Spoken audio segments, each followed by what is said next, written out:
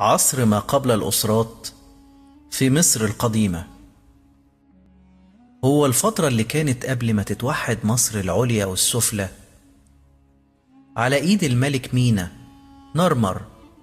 العصر ده بيبدأ تقريبا من سنة 5000 قبل الميلاد لحد 3100 قبل الميلاد، وده من أقدم المراحل في تاريخ مصر، واللي اتوضعت فيها الأسس الأولى للحضارة المصرية العظيمة.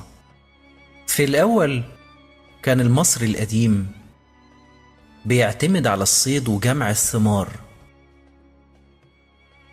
وبعد كده بدأ يزرع ويستأنس الحيوانات ويعرف يستخدم الري. كان بيزرع القمح والشعير والكتان، وكمان بيربي الماشية والطيور. وظهرت الصناعات البسيطة زي الفخار والأدوات الحجرية، ومع الوقت اتطورت لحد صناعة المعادن زي النحاس. المصري القديم كان عايش في جماعات صغيرة جنب النيل، ومع الوقت ظهرت القرى الزراعية وبعدها المجتمعات المنظمة، فكونوا طبقات اجتماعية بسيطة: زعماء، كهنة، حرفيين، وفلاحين. وكان للست دور مهم جوه البيت وفي النشاط الاقتصادي كمان.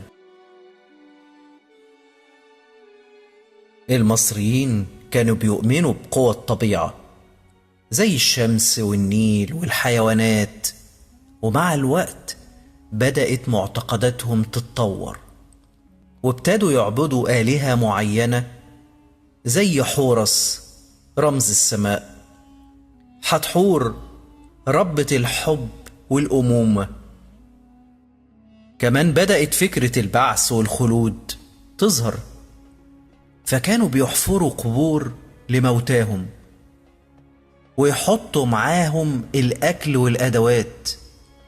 أما سياسياً فمصر كانت متقسمة لأقاليم صغيرة. الأقاليم دي اتجمعت تدريجياً لحد لما بقت مملكتين: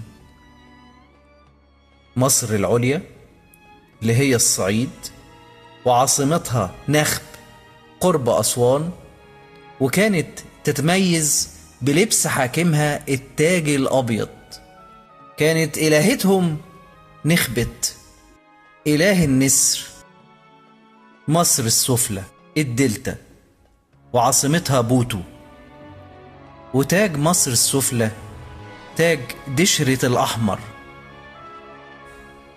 وكانت الآلهة وجت إله الكبرى الفرعونية، راعية وحامية لمصر السفلى.